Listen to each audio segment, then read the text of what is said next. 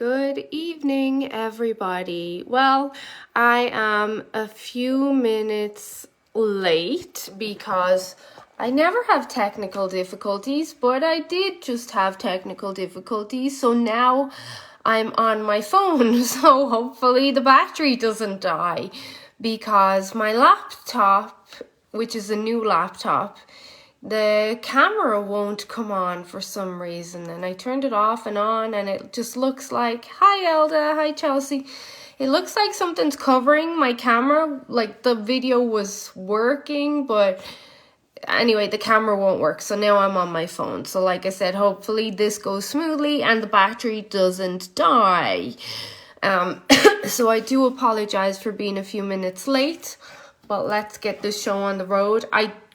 Also, let me know you can hear me. Hi, Jordan, because my microphone doesn't connect to my phone. That's for my laptop, but the laptop's not working. I might try turn it back on, but I don't want to disrupt this video because I want to upload it to YouTube so that I can share it around the place. Hi, Natasha. Chelsea, good, because I should probably look into getting a microphone for my phone. But, okay. And I still have a bit of a horsey throat and I'm stuffy from being sick the other day. So, such is life. Okay. So, well, it's nice to see you guys and have you on with me. Hopefully some more people can hop on. Just going to maneuver this a little bit so I can see myself properly in the light. So this evening's group call is, I want to discuss a couple of things that they didn't pop up in conversation per se. They popped up when I noticed certain things that people were doing. So sleep is one, supplements is one, and then condiments I want to talk about just because there's a bit of confusion around condiments.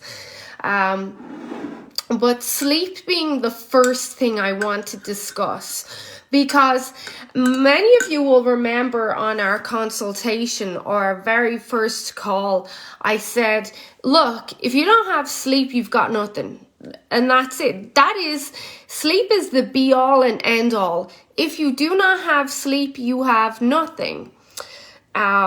And I think a reason why I got sick was partially because of sleep interference with a new dog. I'm used to having non-stop sleep, no issues, but I've had some interferences for the last few weeks, and clearly my immune system is like, hey. So, but the truth is, if you don't have good sleep, you can forget about optimizing everything else. It's just not going to work for you. Firstly, sleep is our anabolic phase. Sleep is where we grow. So most people will know of anabolic or anabolism. They'll have heard that around the gym or from gym rats or gym goers saying, oh, I have to eat within the first 20 to 60 minutes to get that anabolic window after my workout.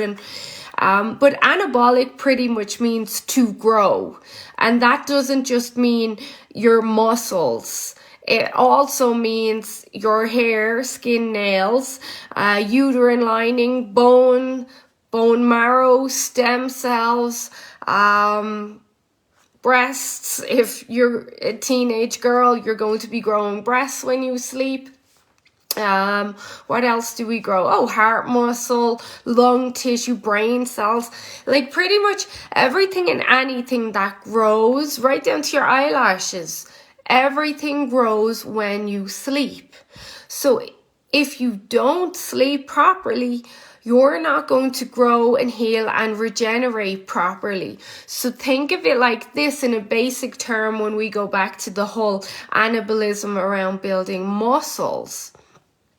If you go to the gym and you think you're training great and you're going to build all these muscles, but you're not sleeping or you're not going to bed at a realistic time or getting deep quality sleep, well, guess what's not going to happen? You're not going to build those muscles, and you just won't. You see this in people all the time. They think they're doing everything right, but they're not sleeping. Hey. try this laptop again, but they're not sleeping, so they can't grow muscle. And they just can't. And the same gets said for fat burning. It's very hard to burn fat if you're not sleeping, because we get most of our human growth hormone when we sleep. Human growth hormone upregulates fat burning. If you're not getting human growth hormone, you're not going to get optimal fat burning. Like, you literally cannot be optimized if you're not sleeping. You could be getting by doing stuff, but you won't be doing stuff at your best or optimal potential if you're not sleeping properly. And I know this is a touchy subject for people. Apart from you guys in here, I have a lot of clients that do night shifts, and the whole sleep topic is very touchy, but it still needs to be understood. People still need to be educated on the importance of sleep. And another thing that happens with sleep is, when we sleep, that's where a lot of our detoxification happens. So, okay, let's look really quickly at detoxification in women specifically. How do we mainly detoxify? Well, our biggest detoxification factor or driver is our menses, or our period. It's so important to have a bleed. It really is. So when you bleed and you have your period, hi Amber, you then are detoxifying a lot of hormones, a lot of molecules, toxins, chemicals. Our period is a big part of our detoxification process. And then through our breath, when we pant, when we get out of breath from exercise, and then when we sweat, those are how we detoxify. And then poop. Poop is a big one for detoxification. People forget this. If you're not pooping, you are retoxifying. That waste that's sitting in your intestines and your colon, it gets recirculated. Not only does it putrefy, but we have bacteria in our colon and our intestines. They basically eat your poop, and they allow the metabolites to be recirculated into your bloodstream. This is a process called deglucuronidation, where pretty much the bacteria will unbind hormones and inflammatory molecules from your poop or your waste, and then they'll recirculate. Can everyone still hear me? Because Michelle says she can't. And Michelle, for the first time, I'm doing this on my phone because I was having PC issues. So Stephanie, I'm glad you hopped on. So in sleep, now I've been talking about this for a few minutes, but to continue on with the sleep aspect, if you're not sleeping, well, sleep is a big part of detoxification. This is why we don't want to go to bed on a full stomach. When we go asleep, everything slows down in regards to our heart rate, our core temperature, our digestive system, and that's for several reasons. But this is particularly designed, it's a very primal feature that when we do sleep, that's our anabolic phase, but it's also our cleanup phase. So we're cleaning out, we're detoxifying everything, we're accumulating all the toxins and all the waste products into our lungs, into our bladder, into our kidneys. So if you wake up during the night, or you wake up first thing in the morning and you have very yellow urine, you know, well, that's because that's been sitting in my bladder and my kidneys all night, and that's where all that waste products has been building up.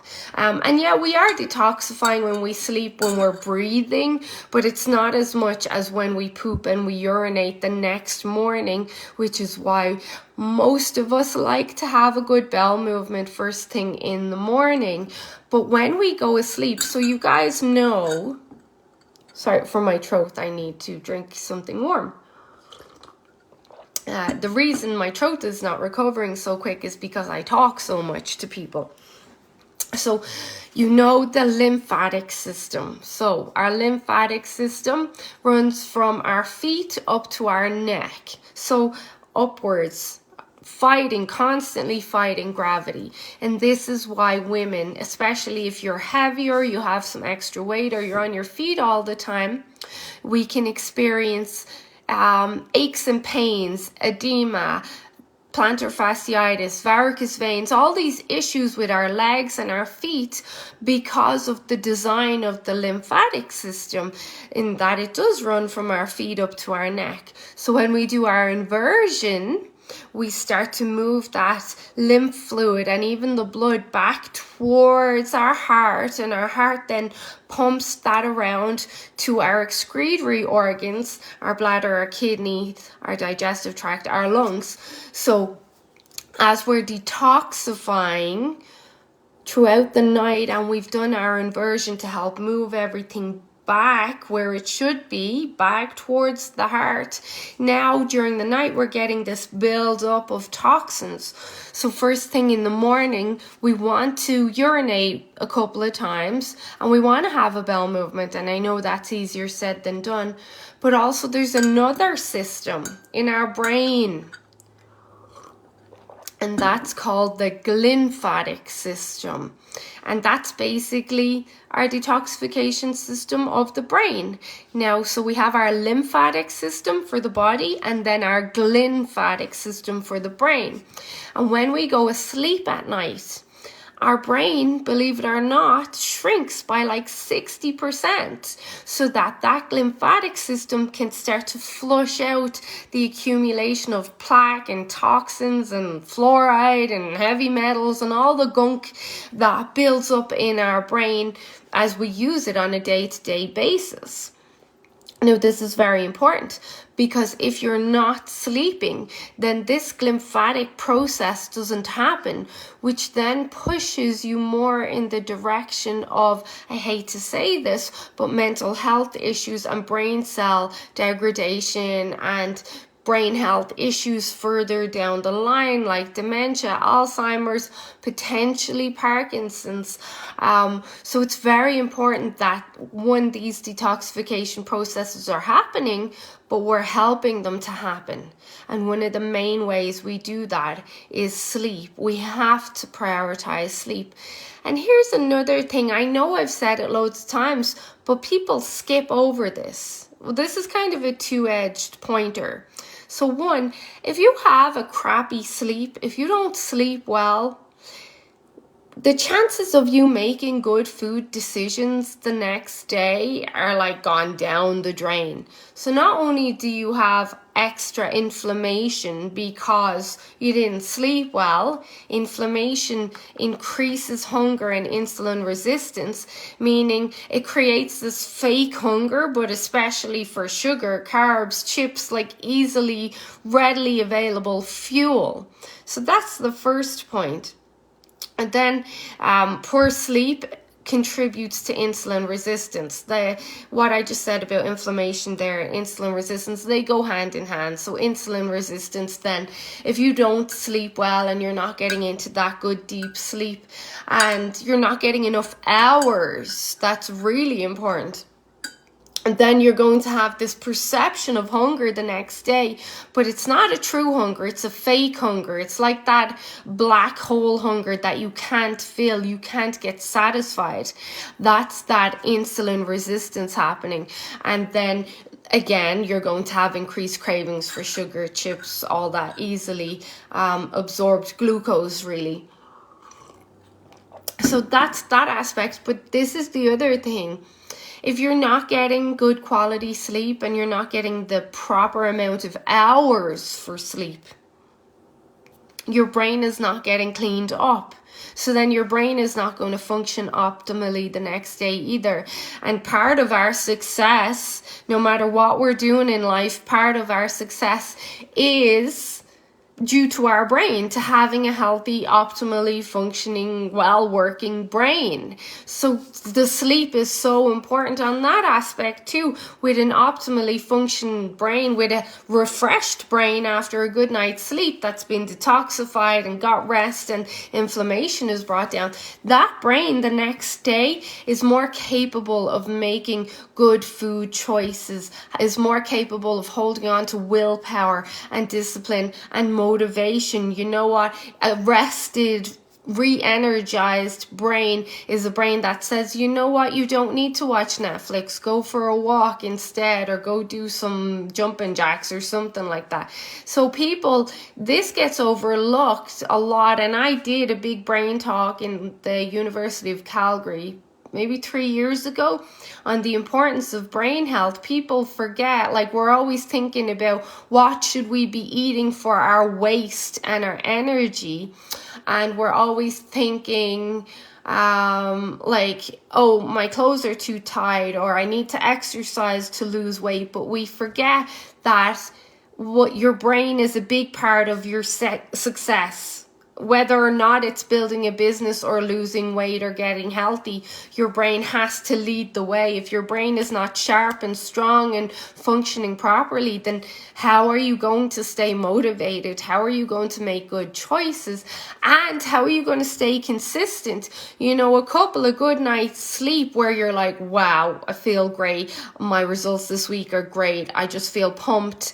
That in itself encourages consistency, because you're like, man, I felt great last week and my results were great because I slept well. And that then encourages you to stay consistent even more with that sleep. And then, of course, the results. If we have a bad sleep, what's the best way for us to settle? Okay, I'm going to get through all of this, Chelsea. So it's very important that you prioritize sleep.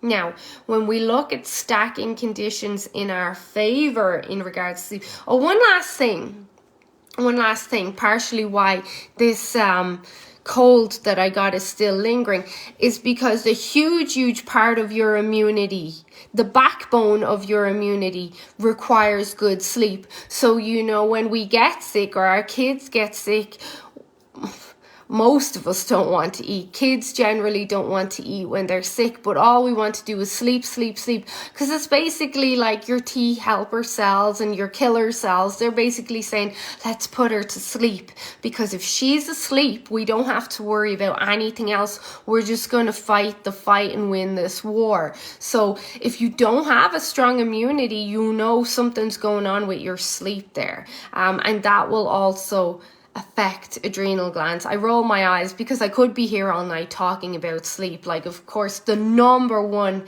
medicine or fix for adrenal dysfunction or adrenal fatigue is sleep. Like, that's our first prescription, is sleep. It's not ashwagandha, it's not tulsi, it's not all the medicinal mushrooms you can get your hands on. I even know people that microdose because they think that's going to fix it. It's not. It's sleep and rest. That's number one. So then we have to stack conditions in our favor. So they say, Dr. Sasha Panda, he's one of the main researchers around the whole idea of circadian clocks and fasting. So he says that a good sleep starts as soon as you wake up. That's a good sleep. And I also say your next day is determined on your evening routine the night before and how well you sleep. But what he means is, as soon as you get up, you want to get some sunlight exposure and fresh air. Easier said than done. Well, easier done and done, I suppose, at this time of the year, because now it's getting bright at 5 a.m. or something. So sunlight. Don't go on your phone as soon as you wake up. As much as I know you're eager to see what riveting words I have to say first thing in the morning, don't go on your phone first thing in the morning. I do put on some classical music, but it's curtains open, always curtains open. Get that natural light into your eyes. So that's our first thing. And then you have your morning routine. And your morning routine is designed to optimize the adrenals and the cortisol timing and your circadian rhythm in regards to hormones throughout the day. So, anyway, Chelsea, sunlight, fresh air first thing in the morning. That's how we like to start our day. So, but your evening routine, I can't stress this enough. And I was saying this to Nicole yesterday, because she just got prescribed ashwagandha through a naturopath, and I was like, I don't think you need that. I'm not claiming to be a naturopath. I've never claimed to be anything like that. I'm me. I do what I do. But I'm definitely a researcher. Now, ashwagandha and tulsi, they do the same thing. They're adaptogens. And there's all different types of adaptogens. There's adaptogens that'll bring us up, and then there's adaptogens that'll help bring us down. And that means push our cortisol down. Some people who are completely burnt out and flatlined, they need adaptogens to pick them up, just so they can get through their day. In that case, we would be looking at rhodiola. I'll answer you in a minute, Stacey. But in the evening, stuff that pushes us down, we've got our ashwagandha, we've got tulsi, we've got reishi. Those would be my 3 go-tos. But tulsi is always the top of my list. And this is why I sound like a broken record talking about the tulsi and ginger tea. Tulsi, in my opinion, from my experience working with people in clinic, shall we say, my experience is that tulsi is a lot stronger than ashwagandha at pushing down the cortisol in the evening.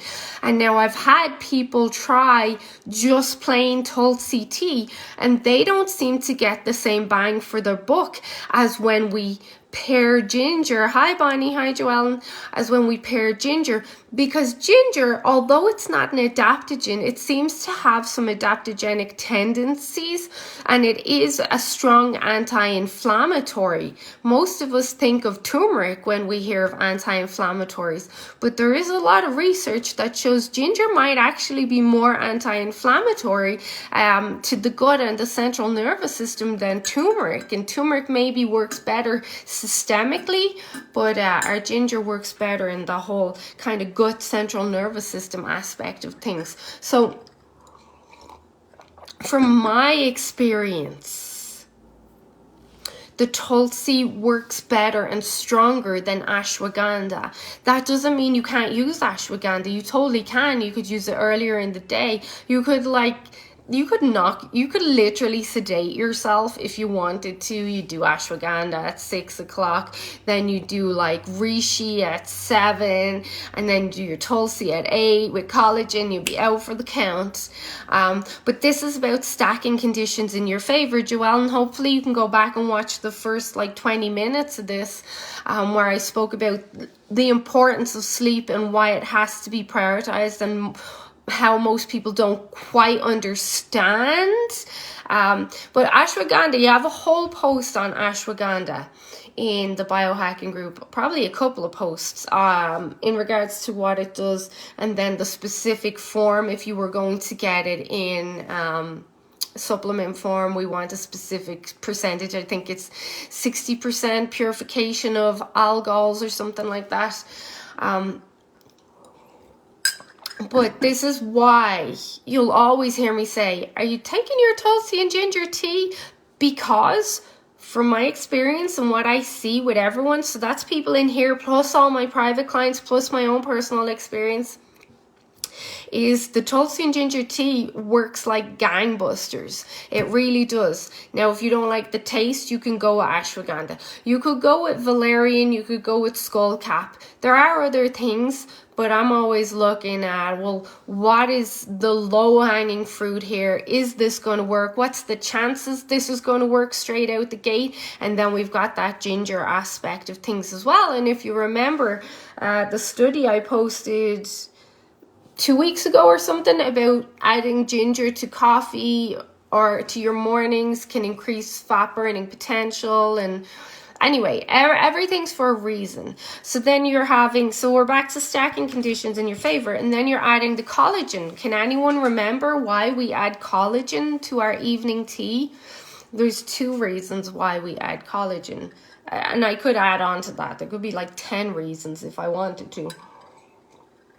So the first one is the glycine. Glycine has been shown to push us into deep sleep. So for some people, just doing the tulsi tea and collagen, that's enough.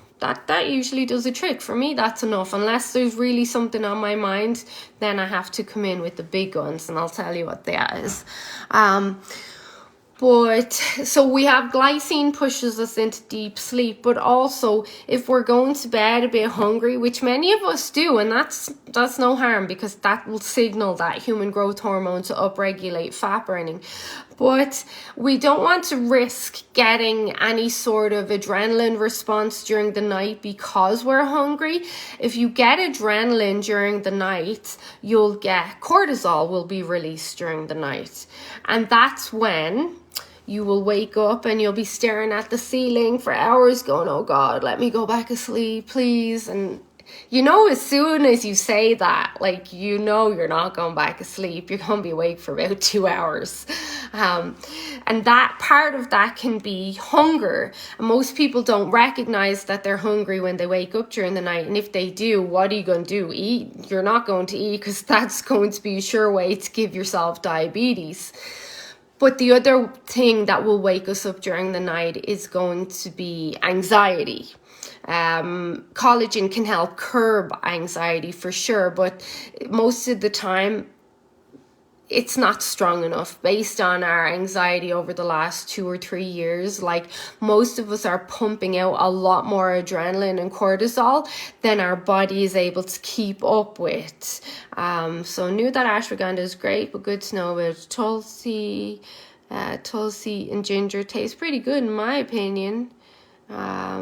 So sun not right in your eyes, blinding you, right? Just being in the sun. Well, like, you want sunlight exposure. I don't want you looking directly at the sun and then burning your retina. I don't want that to happen. But like, you look at the sky, isn't it a beautiful morning? Or look at the flowers. Oh, look, there's some birds over there or whatever. I want sunlight in your eyes.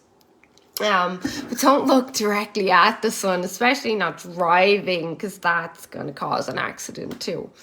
Okay, so then stacking conditions in our favor. We've got our tea, and you have a variety of tea that you can choose from. You just now understand why I pushed the tulsi and ginger first. But again, reishi is another one. I'll take reishi in the evening, and then the tulsi if I really want to knock myself out. But you can get ashwagandha. You can get valerian. You can get skullcap. I mean, those would be the most common ones. Then next would be your inversion. And I know it can be annoying, but like, it's really only 5 to 10 minutes.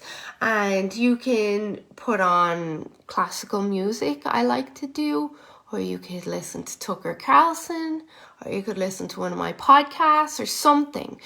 But research does show us that everything I tell you to do is for a reason, but also research shows us that when we go into the inverted position, legs up the wall, even if your legs are not up the wall, when you get your feet over hips and above your heart, that acts as a switch, and it turns off the sympathetic nervous system. So sympathetic nervous system being your stressed nervous system, and it turns on that parasympathetic nervous system, which is your peace, rest, digest, regenerate system. So the inversion acts like a light switch, like literally a switch. It turns off stress and puts you into that peace, rest, and regenerate state, back further encouraging us to get into that anabolic state. You know, the reason I'm muscly and strong is not necessarily because I do anything special. I prioritize sleep. Most of you know I'm usually asleep by 8:39. It's not because I'm doing anything extra that would be like miraculous. It's that I optimize for that anabolic window, and I support it. So then if we want to bring in the big guns, then if we are having that anxiety during the night, or if there's something on your mind and you're struggling to fall asleep, so that's your sleep latency, that's where I bring in GABA. And GABA is another one that I know I sound like a broken record with. But if I know something works and I see it work every time, then I'm going to push it. And I'm going to be like, this is going to work for you. This is probably going to be better for you than taking smoking weed and ending up with the munchies. So I'll push GABA on people, and GABA, like, you're safe to take up to 2,500 milligrams of GABA, and it is very safe. And this is what I was saying. GABA is amazing, Stacey, but this is what I was saying is with the times we live in now, as much fun as they are, we're pumping out so much adrenaline and cortisol, and now our body makes GABA itself, but it can't keep up. Why can't it keep up? Because life is so stressful. That's why. Stress down regulates the production of GABA, but we need more GABA because of the stress. Like, it's a vicious loop. Progesterone and the pregnenolone steal, I've spoken about many times. Stress destroys sex hormones, but one it destroys is pregnenolone, which gets converted into progesterone. Progesterone is needed for our brain to keep our GABA receptors sharp, but also to make GABA and keep us calm. So GABA is a calming neurotransmitter. So yeah, we do make our own GABA. But if you look at the demand we have now, we have so much adrenaline and cortisol with everything that's happening now. And then we also have everything that's happening that's stealing our pregnenolone steal. So we're not making as much GABA. We have to bring in supplements, which I want to get to, but GABA is one that works for most people. I think 2 people I've came across where it makes them feel fuzzy, which is a central nervous system response, but otherwise GABA is the one that will work. If your alternative is Zopiclone, GABA is probably going to be safer than that, or Xanax or benzodiazepines or anything. Like, we don't want to mess with them. Weed once in a while, a glass of wine once in a while, but GABA is our big guns there. But we have to prioritize that sleep for sure if you want to see any results. And this is the last I'm going to say about sleep, okay? This point is very important to get across. When I was younger, I used to not sleep. I would just party and work and party, and like my weekends were just like one long day. We just didn't sleep. I always say we were lunatics. Sometimes I don't know how I'm still alive. And then as I started to get older, I would still party, but I'd start to go to sleep. And then as I got older, I'd maybe go to bed at 2 and then midnight. And now look at me, I'm in bed at like 8:30. But the point is, the older you get, your body changes and its requirements change. So as much as, you know, like Stranger Things, the new series is out now this Friday. I'm totally prepping myself for it. I'm like, okay, if I start watching Stranger Things at like 7, I watch 2 episodes, I could be in bed by 9. Like, I'm timing it. I'm not doing the whole night. But what I'm trying to get at is, I know there's shows you want to watch. I know you want to spend time with your husband. I know you need downtime after the kids go to bed. I know you can feel somewhat deprived going to bed earlier. Yeah, Stacey, you should come over and we can watch it, or I'll come to yours. But I have to be in bed by 9. So you can feel deprived going to bed early, like you're missing out on stuff, even though at our age, like, nothing exciting happens during the night apart from maybe a kid vomiting or something. But it has to be done. It has to be prioritized. I know you want your me time. There's no better me time than there is like sleep. Sleep is the best me time. And then once in a while, yeah, you can stay up like once in a while, but not every night, because you're going to pay the price. Now, I know that we're looking at health and fat loss in here, but I also know many of you have a lot of health issues, and you will not get past those health issues if you don't prioritize sleep. You are going to have to sacrifice your shows in the evening. You are going to have to sacrifice time with your husband. Some of you might not mind that, but the point is, as much as it can be, shall we say, annoying to get to bed earlier, even by 9 p.m., 9:30 p.m., then the results, the return is dividends. Like, you really, really will see the difference. So that's the final thing I want to get across there. Now, moving on to supplements. I've already touched on them, kind of. This is going to sound crazy, but I have to get it out there, and this actually is true. I actually don't like pushing a lot of supplements, believe it or not. None of these companies give me any sort of commission or kickback at all, because if they did, I would be very rich right now, but I'm not. So I actually don't like pushing supplements. I really don't. That's why I'll go for the low-hanging fruit as much as possible. Stacey, you're having a great laugh tonight. I'm on a roll. So I don't actually like pushing supplements, which is why I do say teas a lot. Can we get our teas in? Can you take this tea? Can you take that tea? Green tea, peppermint tea, rosemary tea, because that's a low-hanging fruit. Collagen is a supplement in itself, but it's not in pill form, even though some people will take collagen pills. I don't recommend that. I don't recommend liquid collagen. So I will try always the lowest hanging fruit first. That's why I post so much about different bits and bobs of nutrition and your fairy dust. And yesterday, what did I write about? I wrote about the importance of having greens. It's not just because they're green, it's because they have all these important polyphenols and chlorophyllic acids and everything that just, it plays a part. So, but supplements also play a part, because our soil, Joelle, and you'll know this, our soil quality is nothing like it was 100 years ago. Our nutrient density of our foods now is nothing like it was 100 years ago. But that doesn't mean we have to have supplements coming out of our ears. I actually don't take as much supplements as I used to at all. Like I'm almost just like the basic supplement stack, my hydrogen and one or two other things. Because a supplement will never match whole foods ever.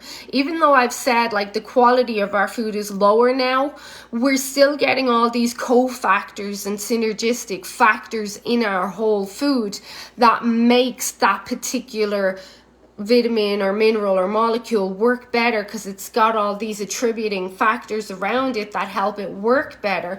When you isolate a supplement or a nutrient, for example vitamin C, probably shouldn't pick this because I love vitamin C, but when you isolate a supplement, it's just vitamin C. That's all it is.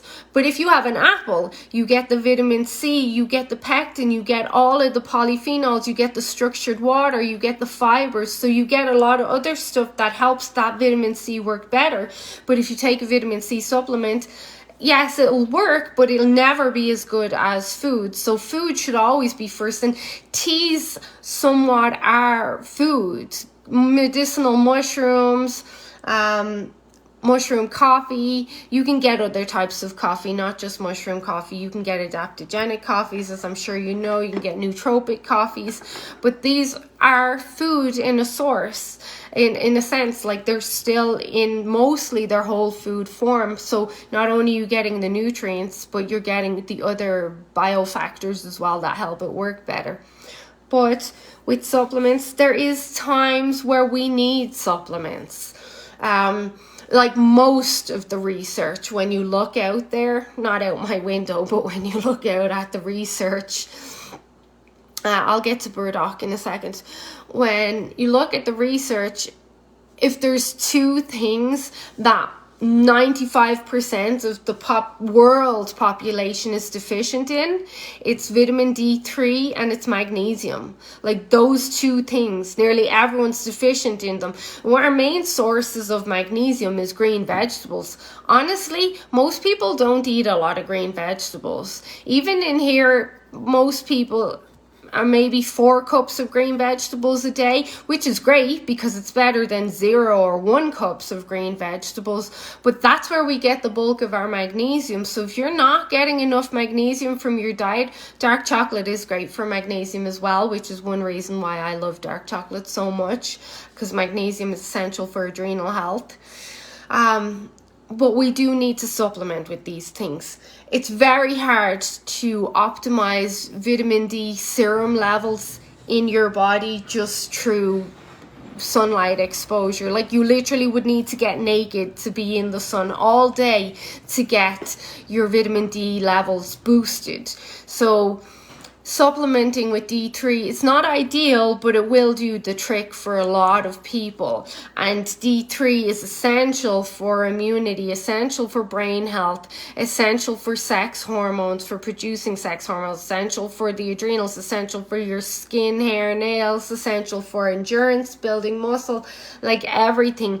D3 is right up there. It was D3 that, Stacey, you'll remember this, was the thing that stood out most during COVID as people being deficient in, and that's why there was a big push on D3 by a lot of functional health practitioners. And then vitamin C.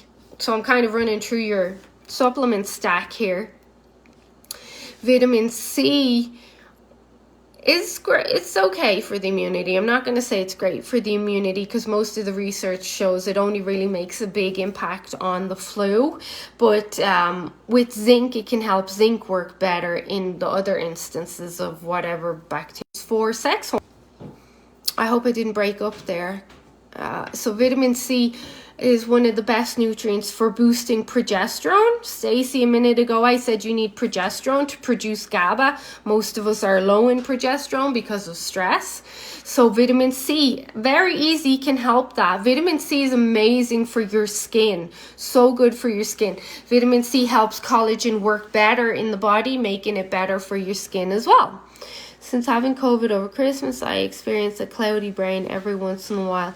Is there anything to help clear your head, supplement, or tea? Yeah, so well, first the vitamin C would help with that, but sleep, Michelle, sleep would be number one for any sort of brain fog, because remember I said the brain shrinks by 60% when you sleep, so that the lymphatic system can work and clear out toxins and plaque and heavy metals and everything. So sleep would be number one. And then the next one would be krill oil. Stacey, I'll get to yours in a second. So krill oil would be next. So while I wrap up with the vitamin C is it's an antioxidant, which most of you know, but what that means is it's a free radical scavenger. So it donates an electron to these free radicals and neutralizes them. So if you think of free radicals like ping pong balls that have just gone insane throughout your body, and they're just like bouncing off everything, smashing shit up and just breaking everything, wrecking everything, and the vitamin C will come in and it'll take a hold of that ping pong ball and it'll give it, like, shall we say, a mini GABA to calm it down, and then it stops jumping around like a lunatic. So vitamin C is very important for oxidative stress and anti-aging and stopping your body from rusting. Vitamin C is great for that. And where would we get vitamin C? Well, apples, sweet potatoes, strawberries, blueberries, green vegetables, a lot of stuff I recommend to you. Everything I recommend is for a reason. But then krill oil would be there. I have 2 favorite supplements for brain health. 3. Okay, I have 3. The first one would be krill oil. Krill oil is very potent and rich in DHEA and EPA, but the thing with krill oil is it's so small that it's pretty much void of heavy metals. So this is a big concern because heavy metals will accumulate in the pineal gland and cause plaque to build up and calcification in your brain, which down the road will lead to the likes of dementia and Alzheimer's and cognitive issues.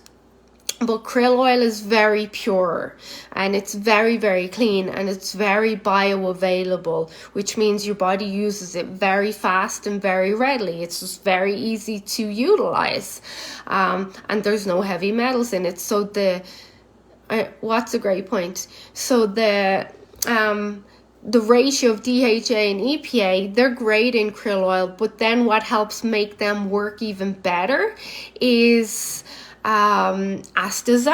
Astaxanthin is a very powerful antioxidant, and I've posted lots of research, and astaxanthin is amazing for skin health and keeping your skin young and preventing wrinkles, and you pair it with the krill, those essential fatty acids.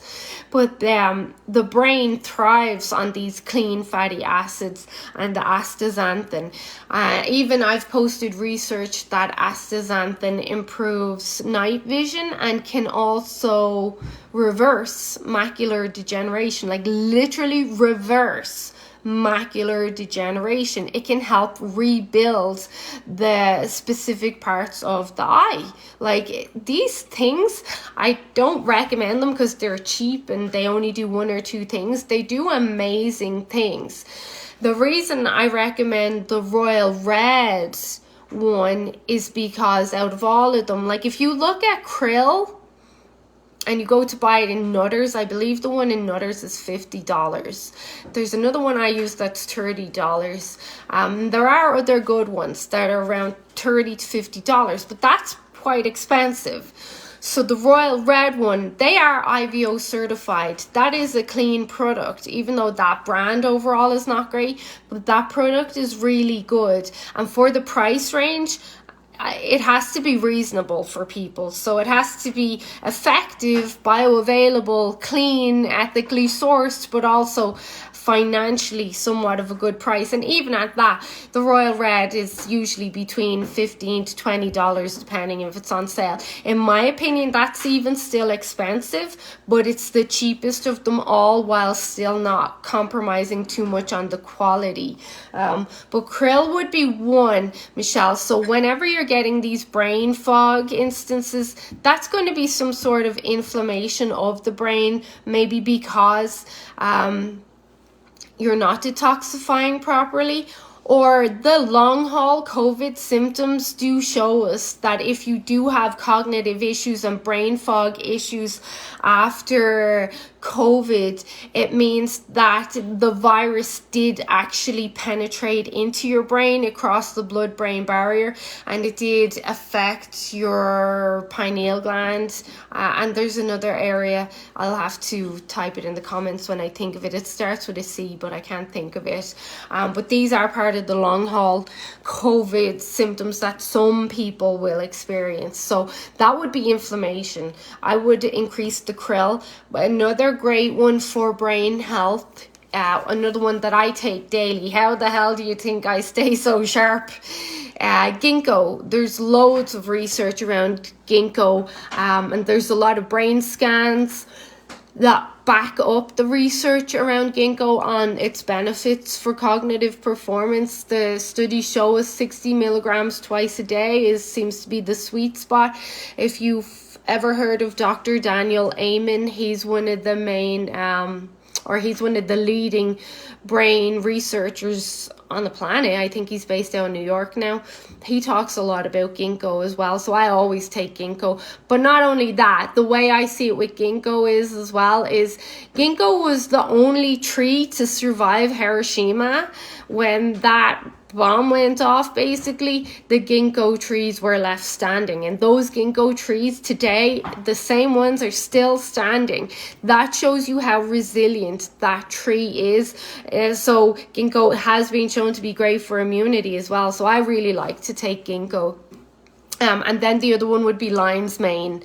Michelle, I like the lion's mane mushroom coffee. I've said this before, if I have a heavy study day or thinking day ahead of me, that's when I'll drink the lion's mane mushroom coffee, because that really helps with cognitive performance. There's other stuff, but no matter what it is, I always want you thinking inflammation. What is affecting inflammation? And then, you guys, I think you all know the drill behind K2 and D3 now. I have krill, but we'll get the other two. Thank you. Anytime you have that brain fog, Michelle, increase the krill. So I would do 2,000 in the morning and 2,000 at night.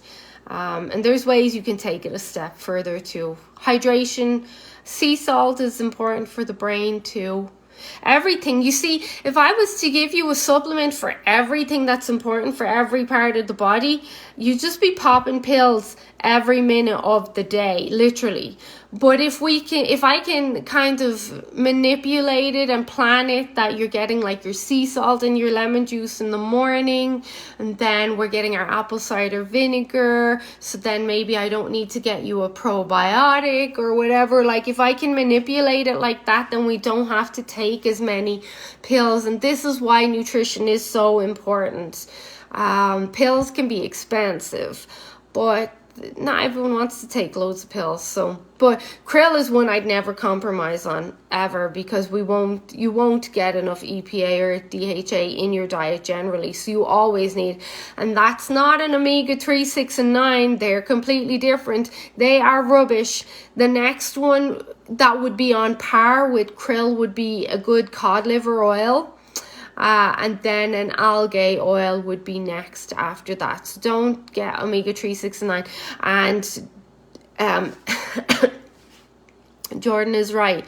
Don't buy supplements out of Costco apart from your protein and your collagen. Just don't buy them. There is a whole counterfeit thing around supplements, so we got to be careful with that. And then there are, like, I give you guys the basic supplement stack, and everything is for a reason. They all are multifaceted. They do lots and lots of things.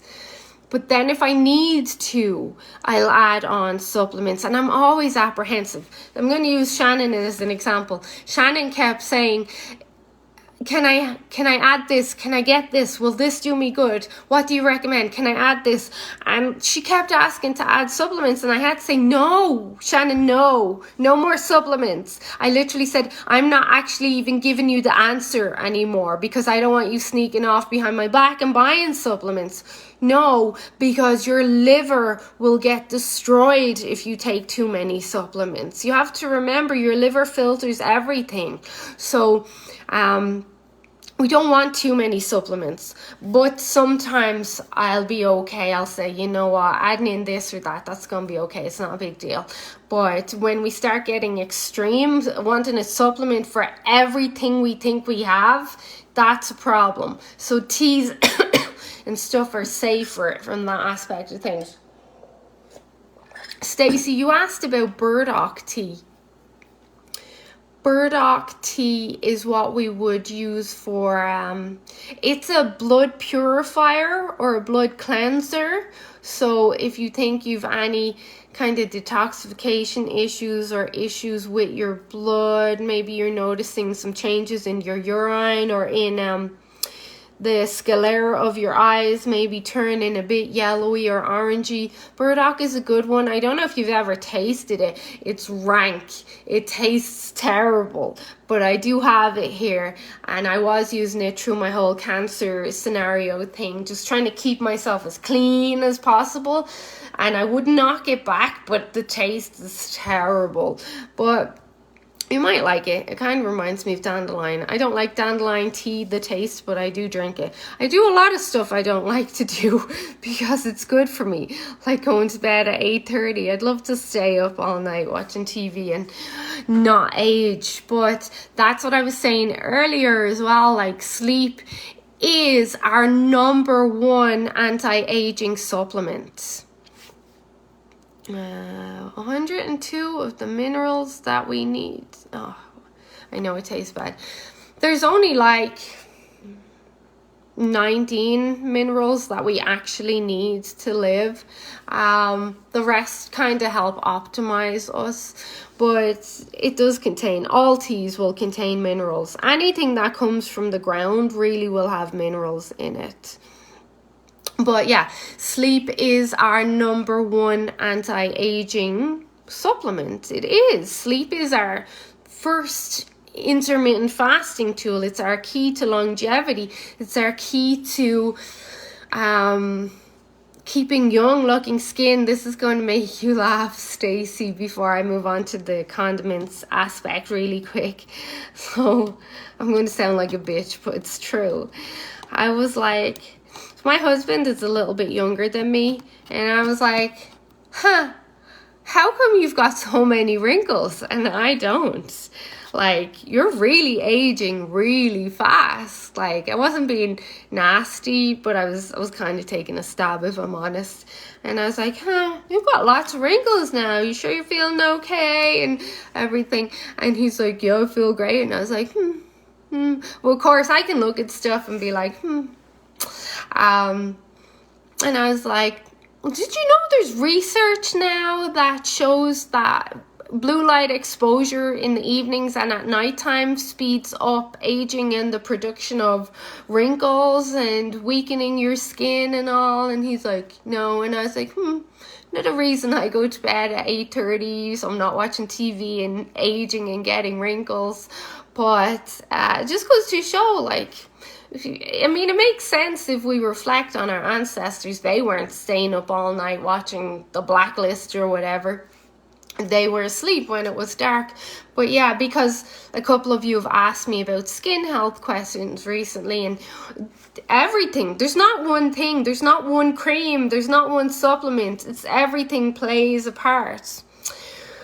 Now, I just want to move on really quickly. I don't think anyone has questions because they pop up on my phone better than they do on my laptop. So I think I've answered everything so far.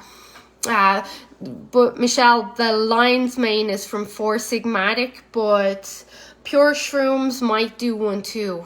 They might. So condiments is always something. Condiments is like your barbecue sauce, your mustard, your relish, just stuff I talk about all the time. But it always blows people's minds. They're like, isn't she like supposed to be a nutritional teacher? Like, why is she talking about adding in extra sauces and condiments and stuff? It was a very easy answer to that. A lot of your condiments, especially the ones that I recommend, they're fairy dust. If you look at some of the ingredients in a lot of like the clean barbecue sauces, Sherry sent me a picture of a clean ketchup, then mustard and all. If you look at those ingredients, it's all fairy dust. It's all good ingredients. Yes, there is generally sugar in like ketchup or barbecue sauce, but if you look at a lot of the ingredients for the ones I recommend, they also have vinegar and spices. And what do we know about vinegar and spices? Well, vinegar helps us metabolize sugar. So the impact of that bit of sugar in the tablespoon of barbecue sauce is pretty much null and void because of the vinegar and the spices that are in it. So as much as I like to make people miserable, I do want people to have like these flavors and tastes that they do enjoy and help make the sandwich more enjoyable. I know you're not having mayo or butter, but barbecue sauce can really make a difference, or relish or whatever it is. So I've noticed that when I recommend condiments to people, especially my like newer private clients, they're like, what? I'm allowed to have that? Like, how am I allowed? I thought that was just sugar, some girl said earlier. And it does have sugar in it, but it also is fairy dust, and it's an easy way to get fairy dust. If you look at barbecue sauce, I don't know the ingredients off my head, but what is it? It's usually like some sort of sugar, like brown sugar or coconut sugar or something. You've got vinegar in there, you've got some paprika, you've got usually cayenne or chipotle or something in there, tomatoes. So like if you were to break down all the ingredients, you're like, I'm getting a lot of fairy dust here, and this is just barbecue sauce. So, and they can help make your meal not as boring. They can add variety, but in a very simple way, which is the idea behind our fairy dust. Now, I know not everyone likes mustard. Like, old-fashioned mustard is not for me, but I like honey mustard. Who doesn't? I like spicy maple mustard. I like the sweet heat that Melissa gets. If you want to clear your sinuses, have that stuff. That stuff is spicy. So condiments are a yes.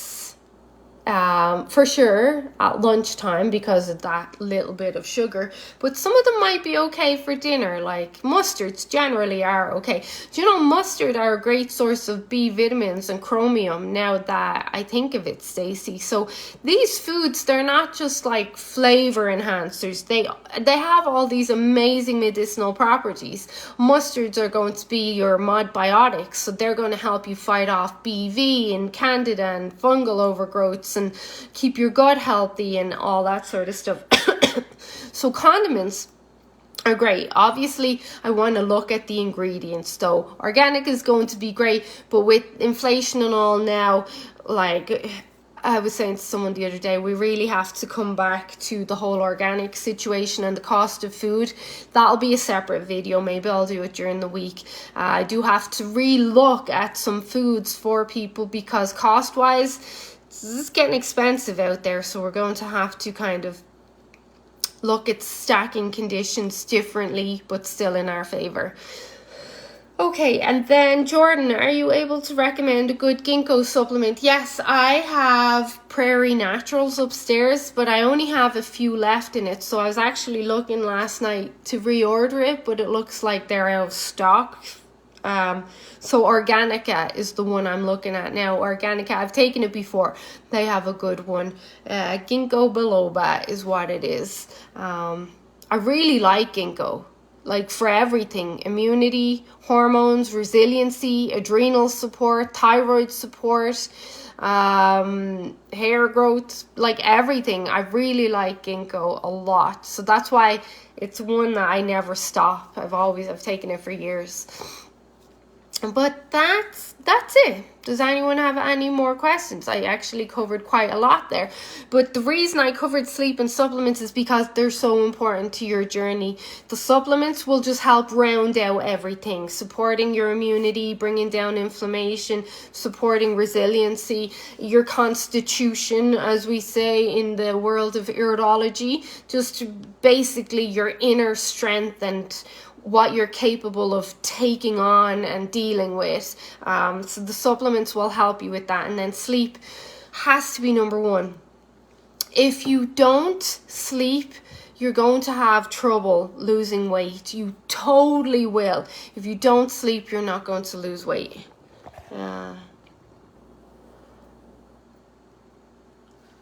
Okay. Any questions?